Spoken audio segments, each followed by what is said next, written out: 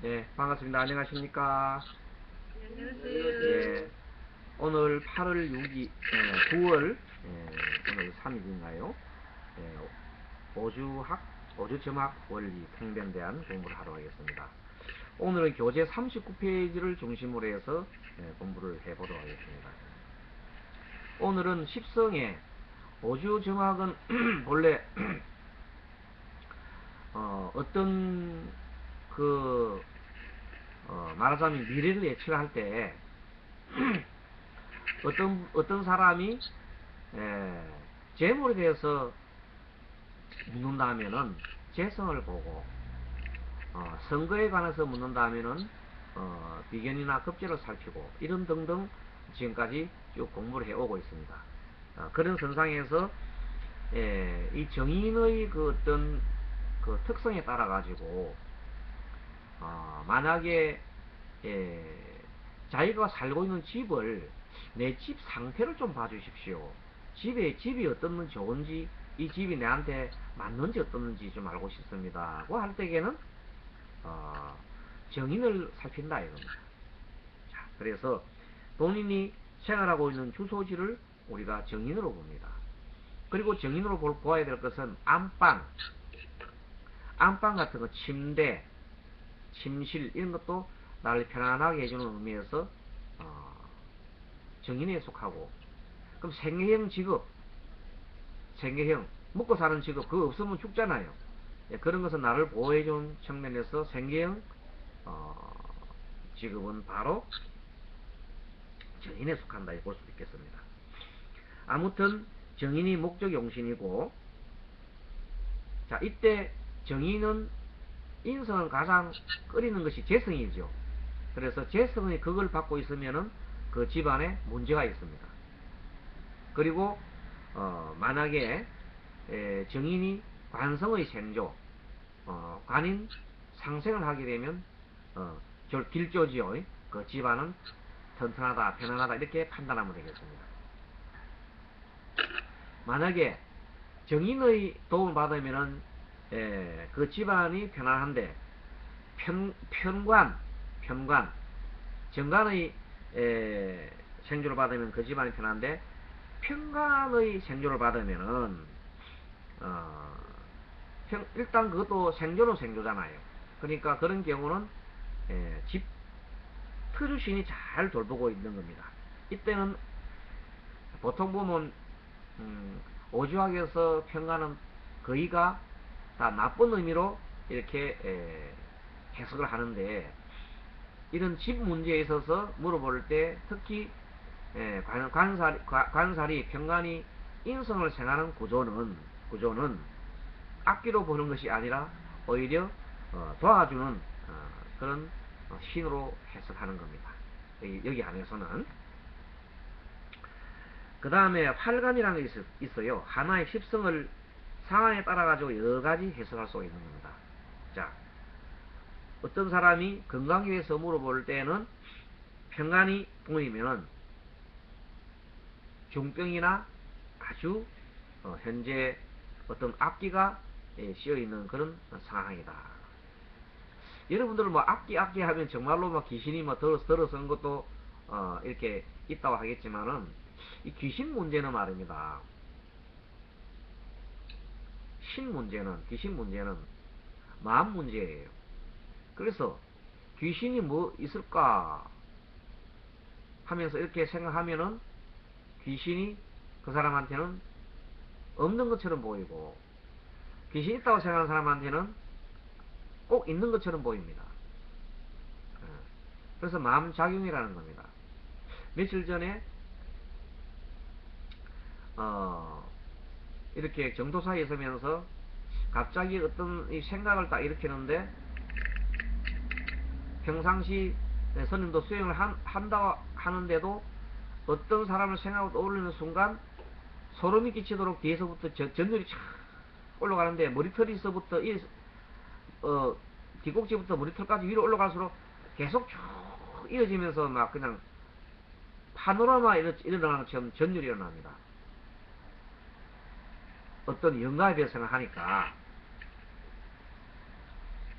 그 순간 이 영가가 아직도 천도가 덜 돼가지고 이 허공에 아직 머무르고 있구나, 이런 생각을 또 할 수가 있습니다.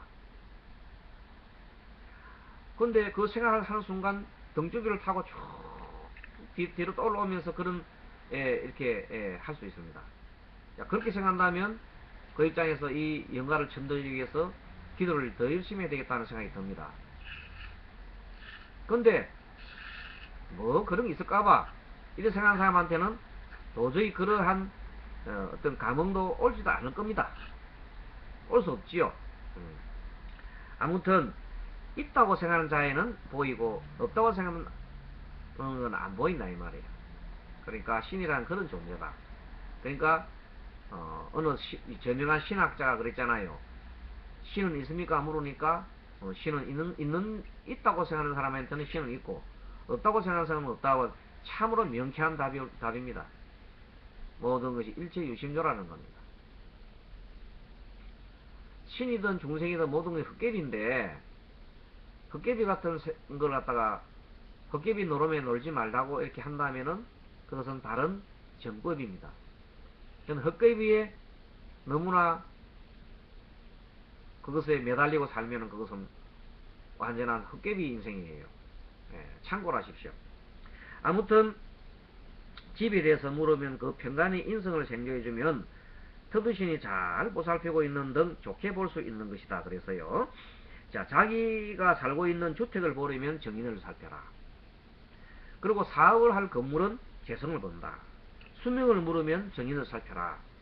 특히 신장한 경우에, 자, 위치에 따른 해석을 보면은요, 정인이 연간에 있고 편간에 월간에 있다면은 예전에는 편했는데 지금 아주 무슨 일을 저질러 가지고 흉하게 살고 있다, 이래 보면 되는 겁니다. 자, 그리고 편간이 연간에 있고 정인이 만약에 월간에 있다면은 과거에는 어려웠는데 지금은 다소 아주 좀 편하게 되었다, 이렇게 통변하면 되겠죠. 만약에 그러면은 현재 평간이 있다 하면 어떻게 할 겁니까? 현재 일지에 평간이 있다면 지금 사는 것이 매우 지옥과 같다, 고통스럽겠습니다, 이렇게 판단하면 되고, 지지나 월지에 만약에 평간이 나타난다면 앞으로 참 어려움이 많겠습니다, 이렇게 통변하면 되겠네요. 자, 정의는 어머니 교육, 식량과 같은 그런 뜻을 가지고요, 학력을 물어보면 정인이 뜨면은 정인의 힘이 있다면은, 정인이 힘이 없으면 안 돼요. 정인이 힘이 있다 말은 관성의 힘을 받고 있죠. 관성의 힘을 받고 있으면 힘도 있고 공부도 많이 하고 배움도 많고 상당하게 석사나 박사 정도의 위치에 있겠습니다, 이렇게 통변하면 되는데, 만약에 그걸 받고 있어요. 뭐한테? 재성한테. 그럼 재성한테 극 받으면 공부 못합니다. 만약에 앞으로도 그러면 내가 공부 잘하겠습니까? 물었을 때 시지의 재성이 딱 뜨면은 쟤 때문에 일하느라고 돈 버느라고 공부는 잘 안되겠다, 이렇게 통변하면 돼. 정인이 연월에 있으면은 과거에 공부를 잘했는데 정인이 시분에 있으면 앞으로 공부를 좀 잘하겠습니다, 이렇게 보는 겁니다. 자, 시주의 정인은 시주의 정인이 있으면 정신세계를 뜻합니다. 그래서 영적인 삶이나 스님, 목회자 이런 사람이 되려고 할 때 시주에 만약에 그런 사람이 와서 제가 목회자의 길을 가고 싶습니다, 스님의 길을 가고 싶습니다, 저는 어떤 좋은 스승을 만나고 싶습니다 했는데 시지에 만약에 정이 뜨다면 그 사람은 좋은 스승과 아니면 좋은 그런 목회자의 길을, 또 스님의 길을 갈 수 있을 것입니다. 그렇게 판단하는 겁니다. 자, 몸의 식량도 정인이요 마음의 식량도 정이다 그랬습니다. 생계월급은 아까 말한 정인으로 본다고 했죠. 월급이 잘 나오는 직장은 인성이어야 합니다. 그리고 생계유지는 어머니 같은 인성이 필요합니다. 관성이 인성을 생하면 길하다. 관성이 인성을 생각하면 길하다는 거예요. 임용고시 정인을 살피고 특히 관인상생하면 매우 유익합니다. 대학 또는 대학원 자리, 강의 자리가 인성 유무를 살핀다 이거죠. 자, 자녀가 좋은 선생님을 만날 수 있을까? 그런 정인의 동태를 살펴라. 자녀가 좋은 선생님을 만날 수 있을까 하는 것도 정인의 동태를 살피는 겁니다. 자, 인성은 십성의 성분 중에서 수용성 여부를 따지기 때문에 긍정적인 경우로 보면은 인성은 신약사주의 인성은 참 긍정적인 좋은 거죠. 이때는 귀에 쏙쏙 들어오고 어른들 말이 잘 들어오고 공경합니다. 그런데 만약 신강사주를 한다면은 오히려 귀찮아. 잘 들어오지 않아. 그리고 어른들 말이 막 잡다하게 귀찮게 들리는 거예요. 그러니 공부가 안 될 수밖에. 그래서 인성이 있다 하더라도 그 사주에 전반적으로 오주에 인성이 너무 가득하면은 망상이 차 있어요. 공부가 안 되는 거예요. 근데 신약한 경우에 시주에 인성이 있다면 그것은 앞으로 공부 좀 하겠습니다. 이렇게 보는 겁니다. 아시겠지요? 예. 자, 인성이 과다하면 일할 마음도 공부할 마음도 없습니다. 어떤 사람이 찾아왔는데 인성과 비겁이 가득해요. 그런 경우는 아직 일하고 싶은 마음이 없다. 그걸 보통 우리가 깨를 봐서 부동깨라고 해요. 부동깨. 움직이지 않는 깨. 부동깨가 떴으면 그냥 쉬면서 여행이나 하시오. 아직까지 때를 기다리시오 해야지 뭘 해라 이걸 해라 이걸 해라 해도 할 사람도 아니고 할 마음도 아니라는 거예요. 그리고 무슨 일을 해도 잘 되지 않습니다. 하고 싶지 않으니까 머리를 쉬어야 합니다.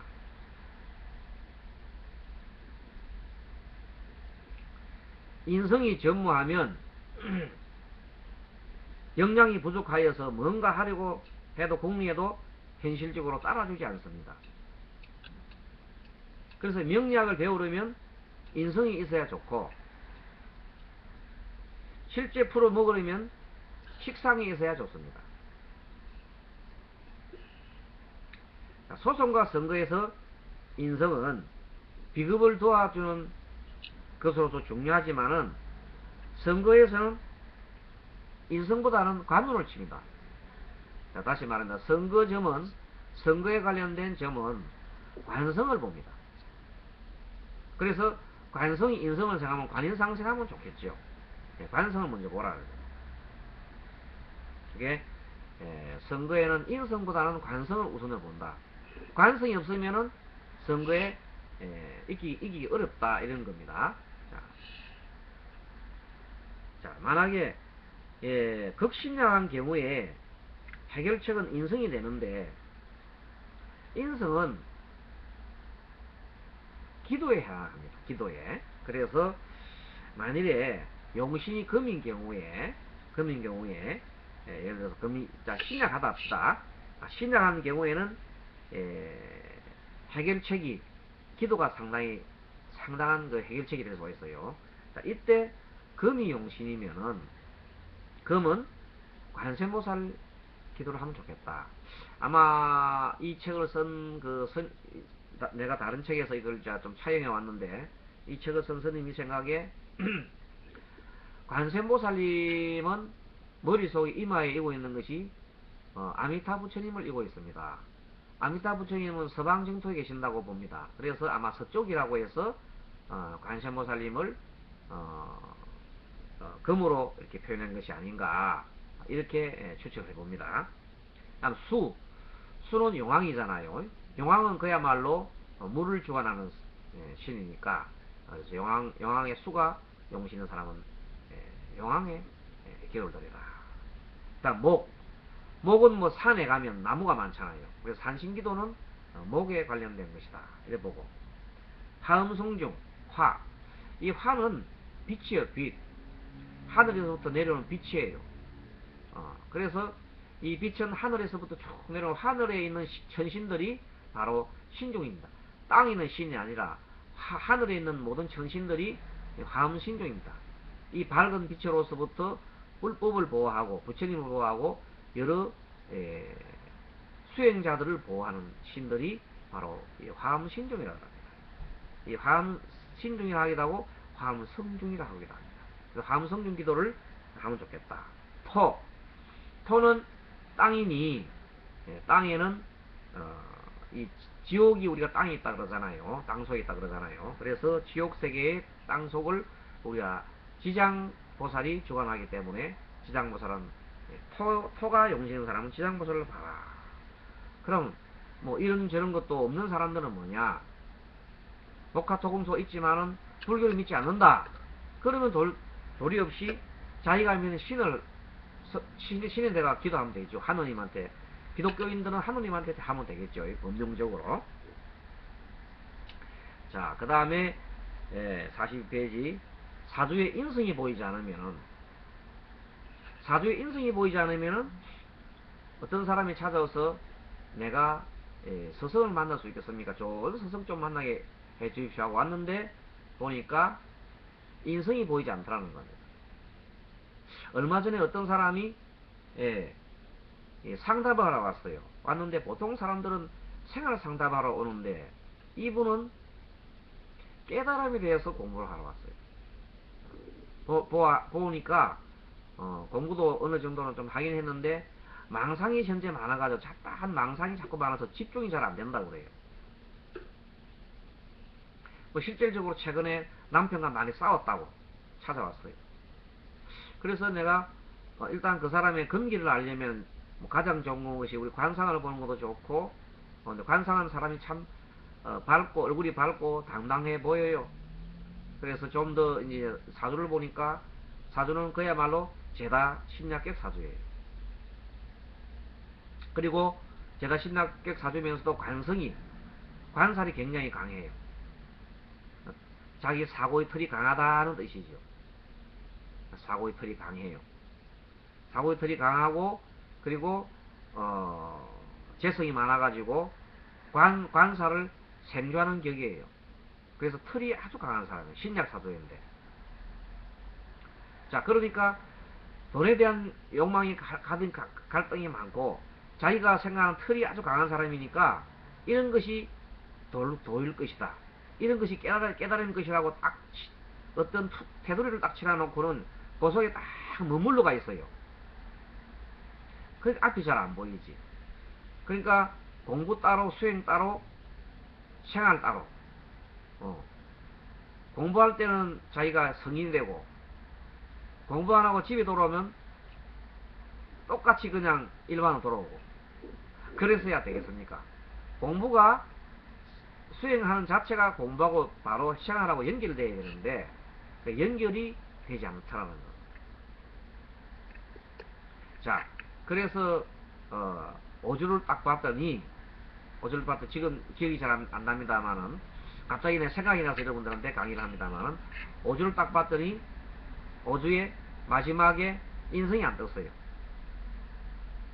인성이 없어요. 정인이 안 뜨고 그 전부 다 식상이나 막 그런 것밖에 안 떴어요. 그걸 봐서 이 사람이 우리 오주학 공부하는 입장에서 올바른 스승을 만나기 어렵겠구나. 그 사람이 대행스님으로부터 옛날에 한맘선을 창시하셨던 대행스님으로부터 불명을 받았다고 그래요.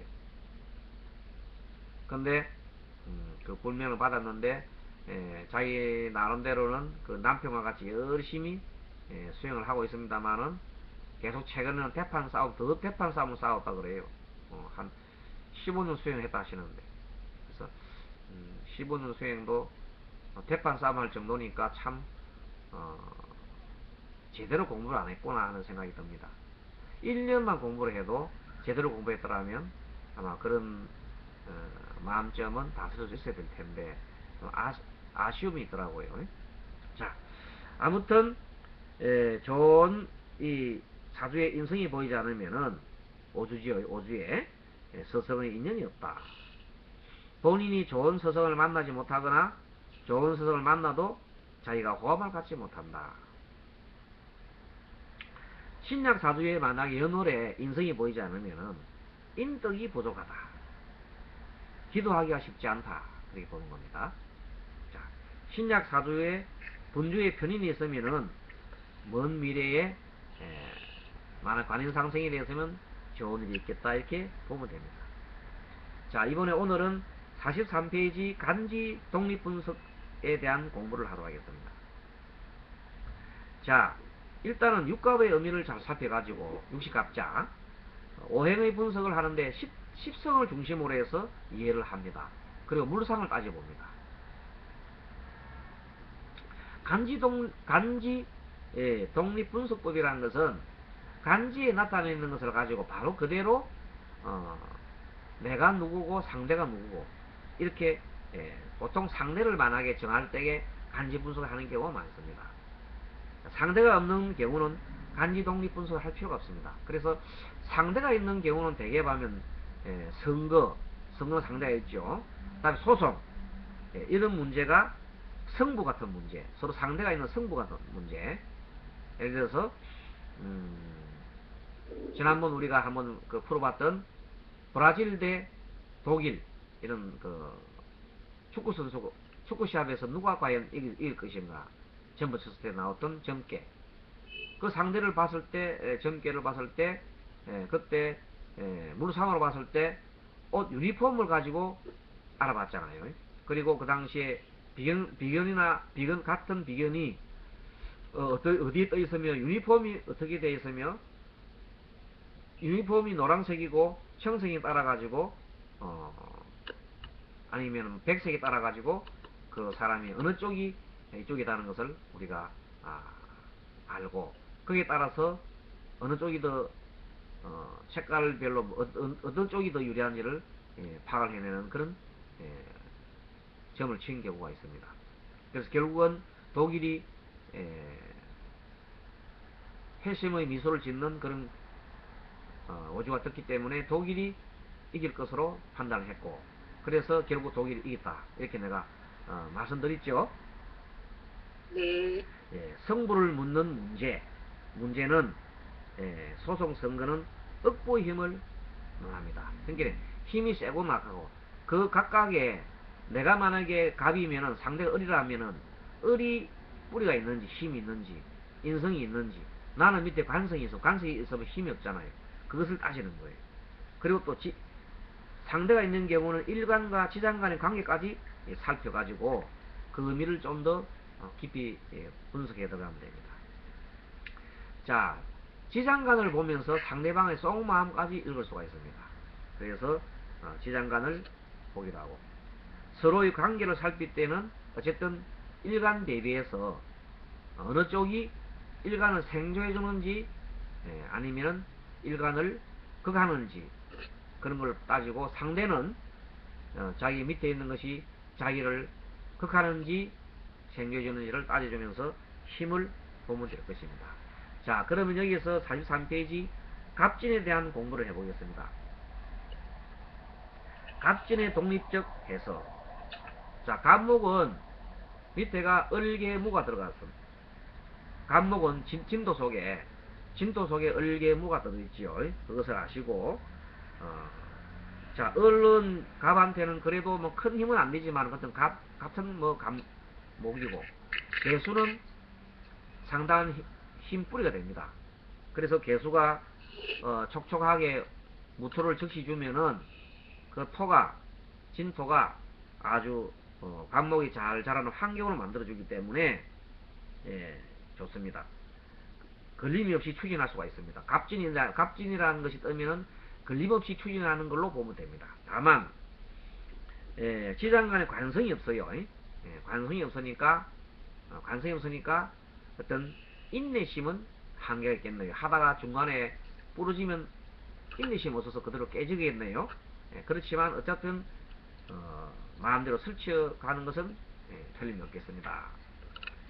자, 그 다음에 그리고 갑진과 가장 대립이 되는 것이 갑술이 있습니다. 만약에 갑진과 갑진 일주에 갑술이 어디가 있다 그러면 서로 상대방 소속 문제가 벌어졌다 그러면 갑진이 훨씬 더 유리할 겁니다. 갑술은 갑목이 통제력을 갖고 있지만 편제적 속성 때문에 술토는 신정모에 있어가지고 갑목을 돕지를 못합니다. 갑목을 돕지를 못해요. 그래서 그야말로 고사목이라 그러잖아요. 고사목.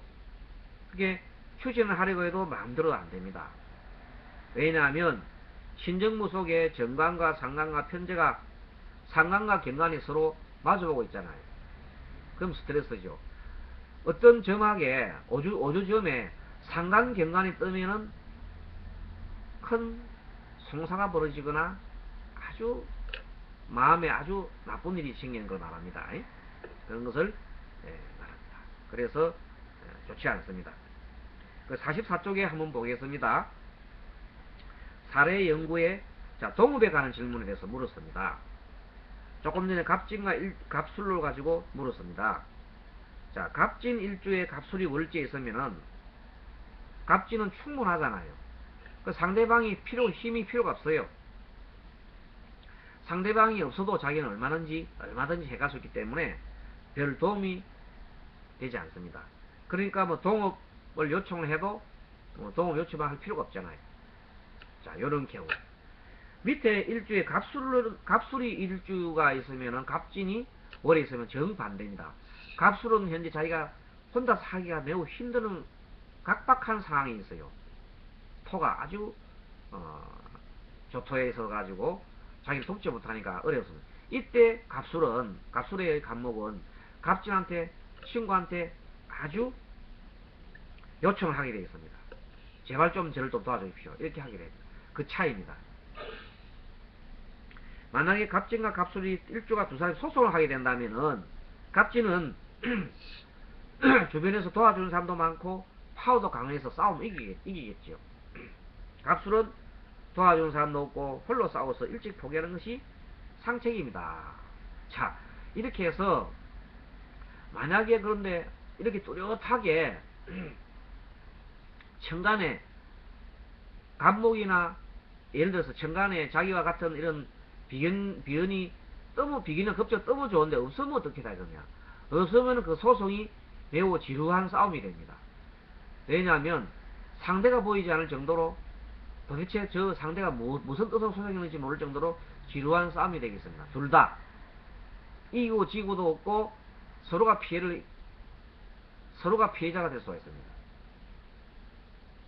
그런 경우는 상대를 잘 찾아가가지고 상대의 진위를 파악한 다음에 우리가 이래 하지 말고 서로 화해하자.